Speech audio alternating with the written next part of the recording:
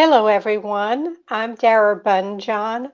I am the food enthusiast here at J Moore Living. I'm a food writer, food stylist, PR maven, and a frustrated baker. We apologize, we had a small technical difficulty, but we're ready to roll. Just a reminder, all our shows are archived on our Facebook page and website.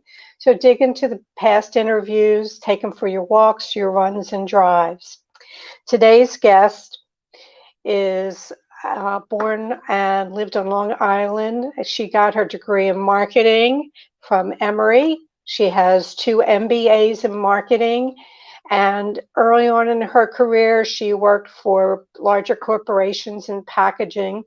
Then she switched her passion to going to the French Culinary Institute, got her degree, moved to the West Coast, opened 2 restaurants, moved on to teach culinary through the Art Institute, then boom, lost part of her vision. Today, she focuses on recipe and new product development and helping people launch food company and products to the market. She's working right now on her first book, Baking with Herbs. Her mantra, let your passion define you, not your disability. Let's welcome Chef Liz Thompson.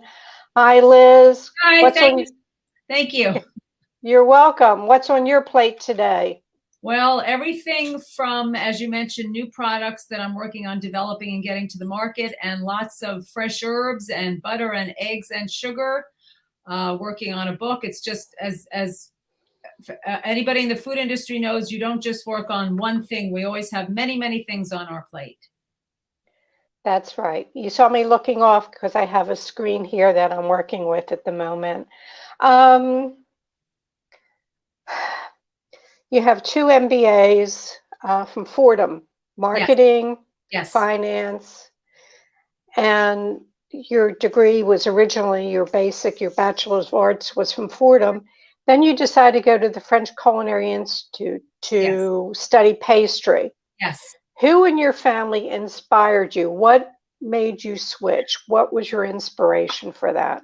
My inspiration, and I don't think she's listening, is my mom. My mom did not like to cook. She didn't work. She had all the time in the world to learn how to cook. So I grew up with 2 spices in my house. I think basically cinnamon and bay leaves. And I didn't really learn about the whole world of food until I left for college. But most of the time we went out to dinner about 3 nights a week. Once again, my mother did not like to cook. And once I left for college, I started cooking. But my desire for baking really started when I was about 11 years old. And on Friday nights, I would stay home. Everybody in my family would go out. And I would just stay home and bake. And I had wanted to be a pastry chef. And I thought, well, when I grew up, that's what I could be. And then I found out very quickly that no, at the time, girls didn't do things like that. Working in a restaurant, having anything to do with restaurants was not a career. My career options were go to college, study something there. And then when you're done with that, then you go to graduate school. So you either go to dental school, medical school, law school, right, business school. So I went through college. I had a job. Happy. Dad called up one day. I was at Emory in Atlanta and said, okay, your mom's coming. We're driving you back to New York, and then you're going to finish your degree. So back then, I should say very loosely, back then we listened to our parents. Sorry, children. We listened to our parents, and then I got my MBA. And then a couple of years later, went off to cooking school because that's what I initially wanted to do. And then years later, I combined it all, and that's what I do today. Well, that's great. You were East Coast. You went to the West Coast. You were pastry chef. You worked with Michelle Richard, who was eventually back on the East Coast. Right. What was there a why do I think, I don't know, I read so many things. There was a Michelin star restaurant that you worked for at some point in California? Well, I worked at, my first job as a pastry chef was at Checkers Hotel downtown, and it was I believe it was a 4 or 5 star hotel. And I was there for about 5 years, but I really got the major desire to do pastry and to just really delve into it by working with Michelle Richard. And he was one of the first chefs that was really well known for being a savory chef and then also a pastry chef. And most chefs are either, left side of the brain or right side of the brain because they're totally They're totally different. Pastry is all about science, and cooking is just about, throwing everything to the wind at the time you're making whatever you're making. Yeah. Well, as I always put in my intros, I'm a frustrated baker. It's a challenge, and COVID was like, okay, let's tackle this, let's tackle that, things that I normally wouldn't do because it took time and patience. But we were joking. Somebody we had on last week, they would see my post. I'm making a dozen cinnamon rolls. I don't want to eat them all. It's like, come by. I'll put it outside the door. Just come take it away. Or you get a big freezer like I do. Big locker freezer in your garage. Well, I'm in an apartment now. At least I had them take out the ice maker because I don't like ice anyhow. I keep it in a Ziploc bag. Company's coming. That's it. You were teaching after the restaurants. Well, why don't you tell us a bit about your couple restaurants? Wasn't one barbecue? Yeah, they were called the Pig Memphis Style Barbecue, and one was in West LA, and one was in City Walk, and it was really the first of its kind in the way that it was just strictly Memphis style, which is very specific. There's Texas barbecue all day long in Los Angeles. There's Kansas City, all different styles, but Memphis style, which is very specific, it's dry rub. Was not very rampant. So we were really, one of the first, and we had those restaurants for a couple of years. And then I left, sort of meandering around trying to, find my footing again in the food industry, and then ended up teaching for about 4 years. I taught pastry, and then I taught all the hospitality, from entrepreneurship to, how to market your restaurant, how to build a kitchen, the concept, et cetera, which I loved. Yeah. Now we've talked about baking. Punxsutawney Phil just stuck his head out and said we got 6 more weeks of winter. Now, LA, it's a little bit warmer. Yesterday it was 40 here in Baltimore. I thought it was balmy. I went out for a walk. You said something to the fact, says bake spring into your February days. Yes. So how do we do that? Okay, well, first of all, yes, I do live in Southern California, so I have access to fresh herbs. I have a fresh herb garden, or, we go to the farmer's market, or we go to the supermarket and we pick up a Melissa's Produce, just, a little thing of fresh herbs. But the way my technique, and I call it, it doesn't take any brains at all. So that's why you say you're a frustrated baker. And the funny thing to me is it's pretty much just about the recipe. So what I do, just to, try to bring some, get rid of the winter doldrums, I just take my food processor and I just throw in, here I made some rose petal sugar, and I took organic roses. So roses from my garden that do not have any pesticides on it. And basically what I do is I just flavor my sugars. So I either flavor the sugars, infuse the flavors into heavy cream or butter or whatever it is that you're using. And I made some Basil Shortbread, real simple. Just did the same thing. I took a handful of basil, threw it into the food processor, made my usual shortbread. Let's see, what else have I got? Took my basic scone recipe and I threw some basil sugar into my basil scones, some chocolate chips, rose petal, ginger. So basically all I'm doing is I'm taking just, my basic recipes and throwing some fresh herbs in. Then I also made an orange anise pound cake. So once again, my classic pound cake recipe, I put a handful of a star of anise into the food processor. As you process the blade, what the blade does is it releases the flavors. So I had a nice like licorice flavored sugar, and then what you have to do with anise is you have to strain out the anise. Otherwise, you're going to have little pieces of wood. But I also tell people that if you're living where it's winter and you can't go outside, either buy the herbs in the supermarket, or you can also there are companies all day long that sell what's called culinary grade. So you could go online, but you have to make sure that it's, say, culinary grade lavender, because otherwise you're going to end up, with lavender or rose petals that are used in candles or perfume, and you don't want to use that. So just always look for culinary grade. Right. If if you're buying your fresh herbs at the market, you know that they're okay. But as you're saying, you can take some of your herbs and put in the food processor with the sugar, Right. right? Because they'll break down small enough that you're not getting bits in your mouth. No. You can infuse them with cream. You can take the cream that you might be using in baking, Right. put in whether it be basil or thyme. Yep. Would you say that there are any herbs or flavors that just really don't work in baking? Yes. I say it all day long. Sage, because no matter what you do with sage, to me, it makes me think of chicken. I would never. I would make lemongrass ice cream all day long. Basil, lavender, tarragon, anything like that. But you make sage, and it tastes like chicken ice cream. And what I do, just to make it easier, just because I do this all the time, I just have, I have all these jars on my counter. So my counter is filled with just these really pretty jars.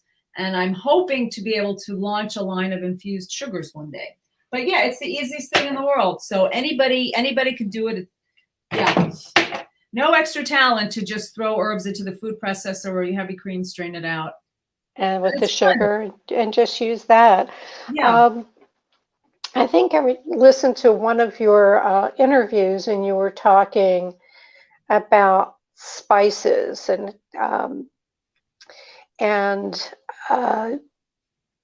somebody, I know most people they start alphabetizing their spices. Uh-oh. This has nothing to do, but this is when you were affected by, you lost your vision acuity and then figuring out what to do with the spices. Yes, that's a problem. But just a footnote to that, it's something that I have down here. When I moved, I mean, most people want to do it alphabetically. I did it by grouping whole spices and herbs, seeds, anything that's a seed is grouped on another shelf, and compound spices are on another. And it just makes life simple. So that's my little 30-second tip to people. Don't alphabetize, group it.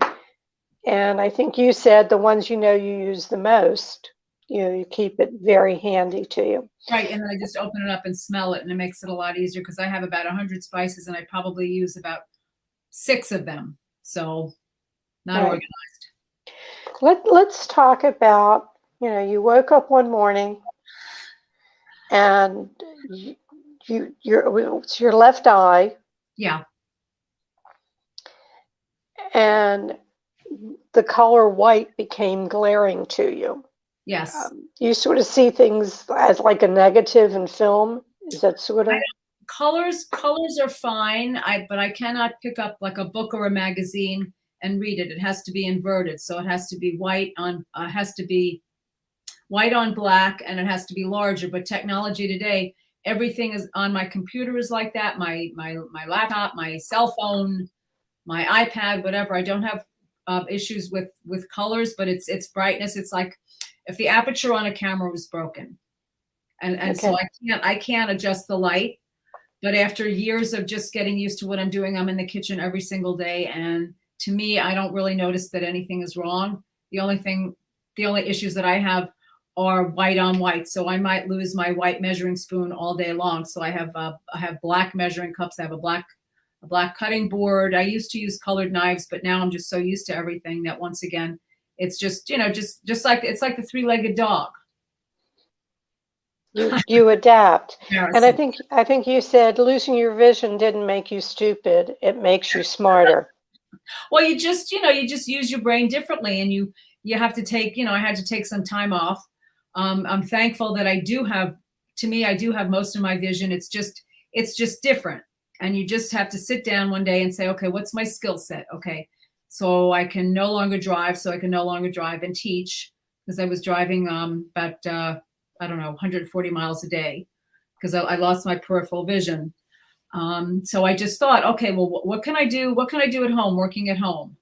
I could still do recipe development. And then I just got very into, somehow fell into developing new products. I started with recipe development, and then I kind of expanded it and found that there was a really large market for people that want to bring their products to market. They either have a recipe or they don't, but they have a concept. So basically I work with them and I develop the actual product, and I work on the packaging. I work on sourcing the ingredients, just all the way, all the way down the line, so that the products can get to the market and get distributed nationally. So it's a niche. I do A to Z, and I could do it from home. And then COVID hit, and it was just like, well, hey, I've been doing this for years. Yeah. Right. I think you had difficulty at the beginning, but your greatest help was the Department of Rehabilitation. Am I correct? Thank you for mentioning that. They were absolutely fantastic. And I was told, if you can put together a business plan of what you think that you can do, we will back you. So I asked for, a desktop, a laptop, a 7-quart mixer, a very special Leica camera for food photography. They gave me training lessons. I think they gave me close to $20,000 to set myself up. And the funny thing is that I was able to really hone in on what my skills were, right, start consulting, and make more money than I had ever had the opportunity to make before. So that's why I say, you develop some type of a disability. It doesn't make you stupid. You just realize that you just have to be smarter than you were. That's right. all. Well, you had a good skill set from behind, knowing the industry, having the education, Right. finance, marketing, packaging, and That's right. you bring a team together when somebody comes to you with a concept. Right. And because not everybody's a graphic artist, that's a marketing. No. So I have my graphic artist, and I have the food stylist, and I have the food photographer. As being fond of food, and I have a heightened sense of smell. And I'm sure you had it prior too, but did you find that with some of the loss of vision that your sense of smell was maybe greater, or you were just using it more? I think for some strange reason my hearing got better. But my sense of smell, just because I've always been a food person, the taste and the smells definitely stayed heightened. Well, that's good. And we all know you get more from your nose, folks, than you get from your tongue. So you only get on your tongue salt, sweet, bitter. What am I missing here? Sour, and maybe umami. So, and that's a whole other show if you don't know what umami is. In teaching, you taught pastry, and you taught, what else did you teach at the Culinary? I taught the hospitality management classes because of my background of being a restaurant owner, working in product management, working for so many years in marketing. So I was able to, I think I was one of the few instructors that was really able to teach students also what restaurant work is like, because in a lot of the culinary schools, a lot of the teachers have never worked in a restaurant.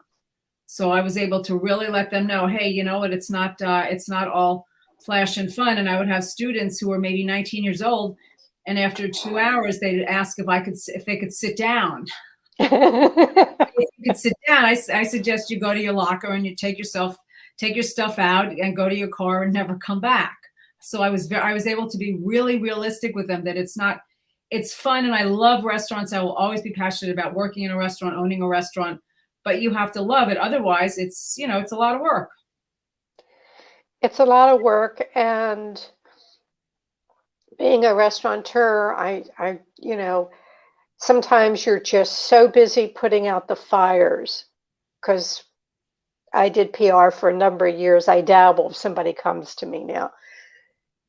But you're not concerned how people are seeing the restaurant or marketing the restaurant. You're worried about the 3 people that didn't show up, or the dishwasher that is not working. The clogged toilet, and you have 1 bathroom. Yeah. Yeah. I mean, every day is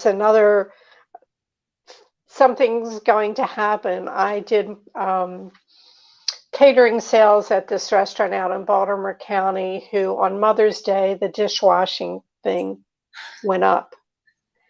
And, they're booked solid, and they're a huge restaurant. And just, folks, it's always something. Be patient with your restaurateur, your server. They're doing the best that they can. And especially now with restaurants, half capacity of their employees, and some having to even close for a couple of weeks until their employees come back from having COVID. So it's a big cluster out there. It's really quite difficult. It was interesting. We had the owner of Blue Moon, which is basically a breakfast sort of restaurant. Her staff's been with her the whole time. She didn't lose anyone, and she was just lucky. Right. Her customers were loyal. They switched to takeout, but not 99% of the people in the restaurant business weren't that lucky, and we lost a large number of people. I have a question for you. If you woke up tomorrow with a brand new skill, what would that skill be? I wish if I could go back in time, I had gotten a food science degree, because even though, I mean, I've learned the science of food just by being in the kitchen over the years, and baking is all science and chemistry, but I would love to have had a real food science degree. Okay. Okay.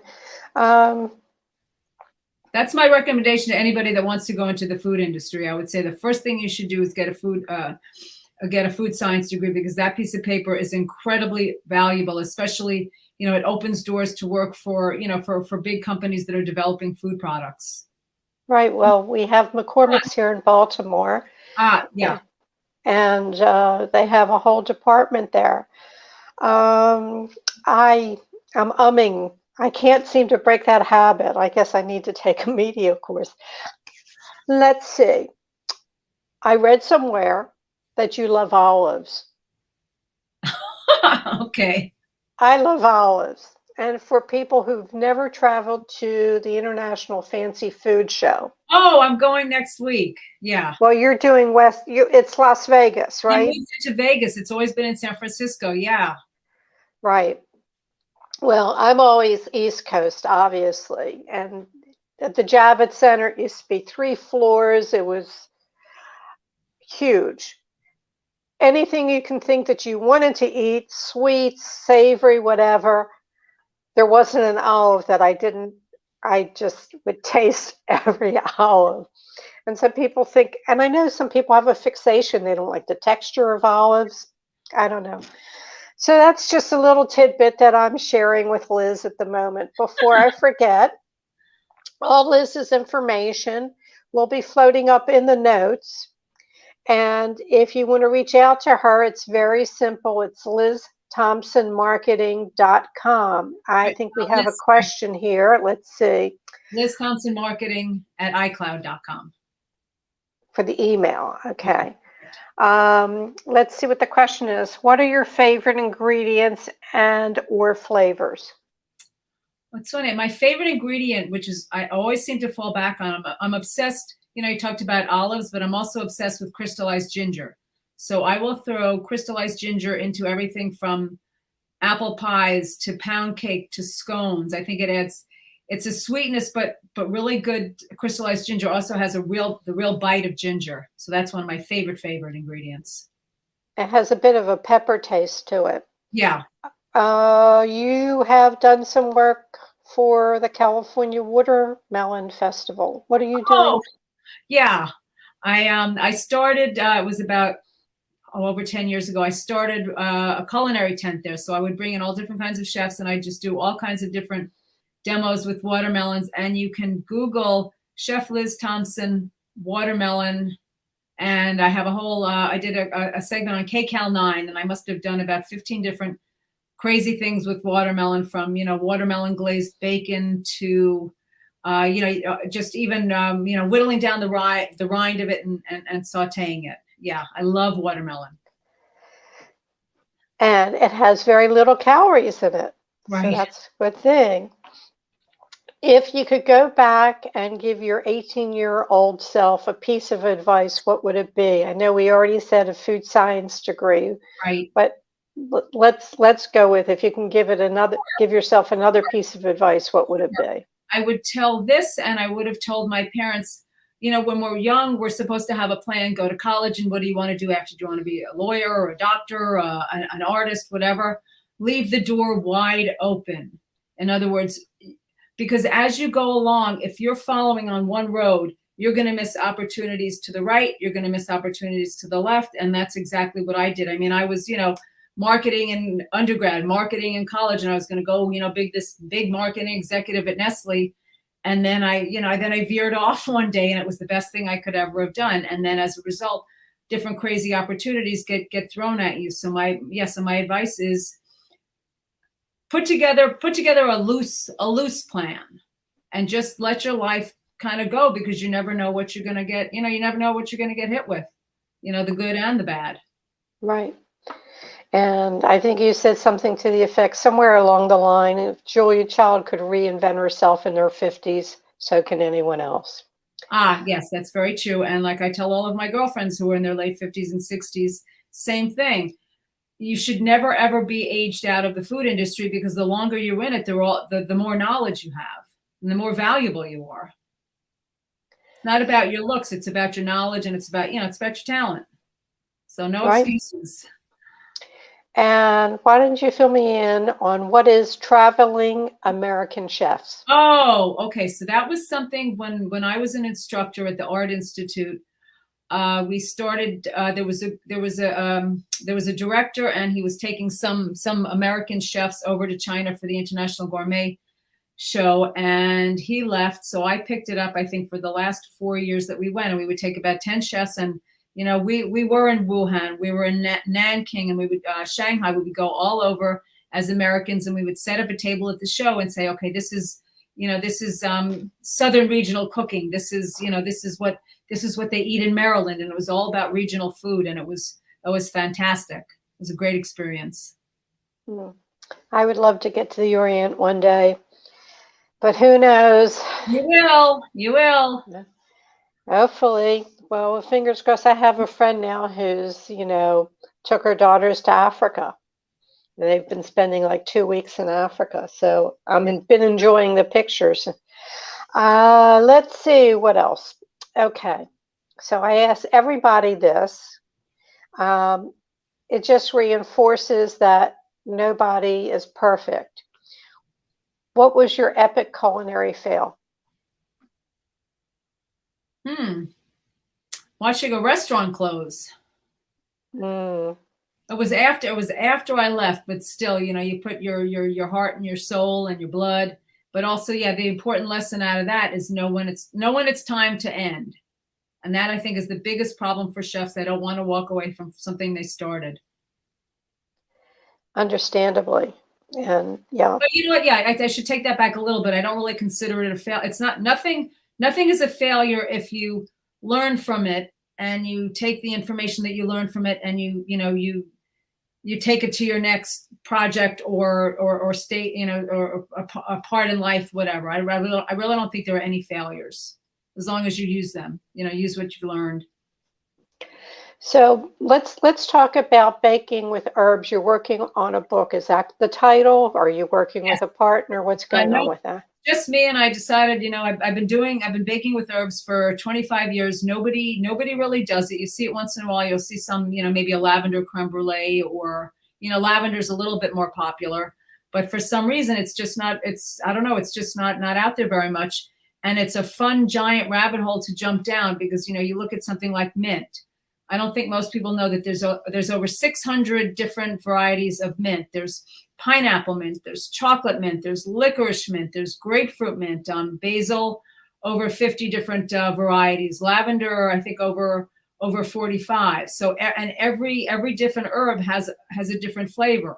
So I'm really trying to put together, take my regular recipes, and just teach people how to just infuse these great flavors, and also explain the different flavor profiles of some of the mints, and how to plan your herb garden so you can have a lot more fun with it. Because everybody says, yeah, I grow basil. Everybody grows, one type of basil. Every now and then you'll see someone that grows, purple basil or Thai basil, but far and few between.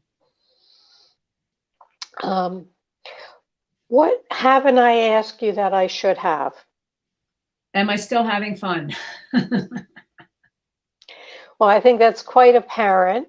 Yeah. And wish I was closer so I could taste one of those scones. Yeah, you'll get me your address and I'll mail you. I'll mail you my white chocolate lavender truffles. Ooh, ooh. That'll be after the show, folks. Yes. I'm in there.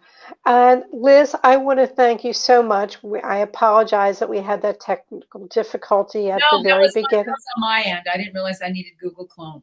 That was my end. I didn't know that you needed it either. So I try to keep, I will now put that in my notes that if you don't have that, you should have it. So people are prepared. And I thank you so much and all the best. And folks, again, Please Liz contact Thompson. me. I'll give you recipes. I'll give you advice if you need to source dried cranberries for something that you're working on. I can find you any ingredient you need, and I'll share any recipe and anything in terms of food marketing. If you have an idea for a product and you just want to bounce it off of someone, that's what I do all day long. So reach out to Liz, LizThompsonMarketing.com, and all her connections and how to reach her will be up in the notes. And Thank you, Liz. World. All right. Thank you. Okay, we'll give it a whirl in the food processor. All right. Thank all you. my Again. best. Okay. Thank you. Next week's guest, and that's plural, are Anna Welker, who is the bar manager who created Zero Proof, Zero Judgment mocktails, which has been adapted by all the Hyatt Hotels bar programs, and food and beverage director, level 2 wine sommelier Ash Araki from the Hotel Revival here in Baltimore. We will talk how to put Valentine's Day in a glass and much more about their careers. Obviously, I'm not reading well. I can't talk well either. Just a reminder, it's Baltimore City's Restaurant Week, so dig in and support your local independent restaurants. It is also Black History Month, and it's a great opportunity to take a look at all the different purveyors of food, restaurant products here in the area, in your neighborhoods as well, that are Black owned. They are growing, they're fabulous, don't miss out. So take the time to seek and support them and your local restaurants. If you would like to reach me, my social is at Dara Cooks. My email is food@jmoreliving.com. We love it when you share the show, send links to your friends and family who you think might take something out of the show and find it valuable. As always, this show and previous shows will be up on the Facebook page for J More Living and J More Living's website, jmoreliving.com. Hope you enjoyed the show, and as always, may your plates remain full. Thank you for joining us.